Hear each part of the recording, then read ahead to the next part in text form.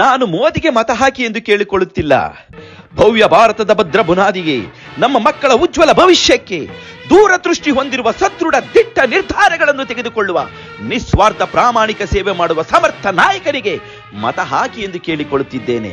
ಈ ದೇಶದ ಪ್ರಧಾನಿಯಾಗಲು ತಾಕತ್ತಿರಬೇಕು, ದಮ್ಮಿರಬೇಕು. Surgical strike ಮಾಡುವ ತಾಕತ್ತು ಯಾರತ್ರ ಇದೆ? ಆರ್ಟಿಕಲ್ 370 ರದ್ದು ಮಾಡಿ ಕಾಶ್ಮೀರವು ಭಾರತದ ಅವಿಭಾಜ್ಯ ಅಂಗವನ್ನಾಗಿ ಮಾಡುವ ತಾಕತ್ತು ಯಾರತ್ರ ಇದೆ? ಕರೋನಾ ಸಮಯದಲ್ಲಿ 200 ಕೋಟಿ ವ್ಯಾಕ್ಸಿನೇಷನ್ ಸ್ವದೇಶದಲ್ಲಿ ತಯಾರು ಮಾಡಿ ಎಲ್ಲರಿಗೂ ಅಲ್ಪ ಸಮಯದಲ್ಲೇ ವ್ಯಾಕ್ಸಿನೇಷನ್ ಕೊಟ್ಟು 30 ಕೋಟಿ ವ್ಯಾಕ್ಸಿನ್ ಅನ್ನು ಹೊರದೇಶದವರಿಗೆ ರಫ್ತು ಮಾಡಿದ್ರು. ಆ ತಾಕತ್ತು ಯಾರತ್ರ ಇದೆ? ಚಂದ್ರಯಾನದಲ್ಲಿ ವಿಶ್ವದಲ್ಲೇ ಮೊದಲ ಬಾರಿಗೆ ದಕ್ಷಿಣ ಧ್ರುವದಲ್ಲಿ ವಿಕ್ರಾಂತ್ ಉಪಗ್ರಹವನ್ನು ಇಳಿಸಿದ್ರು. ಆ ತಾಕತ್ತು ಯಾರತ್ರ ಇದೆ? ದೇಶದಾದ್ಯಂತ GST ಅನ್ನು ಜಾರಿಗೆ ತಂದ್ರು. ಆ ತಾಕತ್ತು ಯಾರತ್ರ ಇದೆ?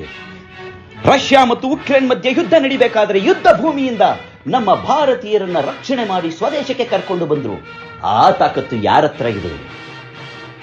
ಈಗ ತಾನೇ ಮೊನ್ನೆ ನಮ್ಮ ಮಾಜಿ ಜಲಸೇನಾ ಅಧಿಕಾರಿಗಳನ್ನ ಮರಣದಂಡನೆಗೆ ಒಳಪಡಿಸಿದ್ರು. ಅವರನ್ನೂ ರಕ್ಷಣೆ ಮಾಡಿ ಕರ್ಕೊಂಡು ಬಂದಿದ್ದಾರೆ. ಆ ತಾಕತ್ತು ಯಾರತ್ರ ಇದೆ?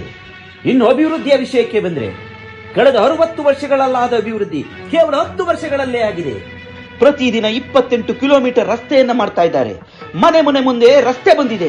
ಕುಡಿಯುವ ನೀರಿನ ಸಂಪರ್ಕ, ವಿದ್ಯುತ್ ಸಂಪರ್ಕ ಮನೆ ಮನೆಗೂ ಸಿಕ್ಕಿದೆ. ಬೆಟ್ಟ ಗುಡ್ಡಗಳಲ್ಲಿಯೂ ಸಹ ರಸ್ತೆಗಳನ್ನ ಮಾಡಿದ್ದಾರೆ, ವಿದ್ಯುತ್ ಲೈನ್ಗಳನ್ನ ಎಳೆದಿದ್ದಾರೆ. ಪ್ರತಿ ಹಳ್ಳಿಯಲ್ಲೂ ಇಂಟರ್ನೆಟ್ ಕನೆಕ್ಷನ್ ಇದೆ. ಪ್ರತಿ ಗ್ರಾಮ ಪಂಚಾಯಿತಿಯಲ್ಲೂ ಬ್ರಾಡ್ ಲೈನ್ ಇದೆ. ಯಾವುದೇ ಕೃಷಿಕ, ವರ್ತಕ, ಕಾರ್ಮಿಕರು ತಮ್ಮ ಎಲ್ಲಾ ಕೆಲಸಗಳನ್ನು ತಾವಿದ್ದಲ್ಲಿಯೇ ಮೊಬೈಲ್ನಿಂದ ಮಾಡ್ಕೋಬಹುದು. ಯಾವುದೇ ಒಬ್ಬ ವಿದ್ಯಾರ್ಥಿ ಯಾವುದೇ ಪರೀಕ್ಷೆಗೆ ತನ್ನ ಗ್ರಾಮದಲ್ಲಿದ್ದುಕೊಂಡೇ ತಯಾರಿಯಾಗಬಹುದು. ನಮ್ಮ ದೇಶದ ಆರ್ಥಿಕತೆ 2014ರಲ್ಲಿ 11ನೇ ಸ್ಥಾನದಲ್ಲಿತ್ತು.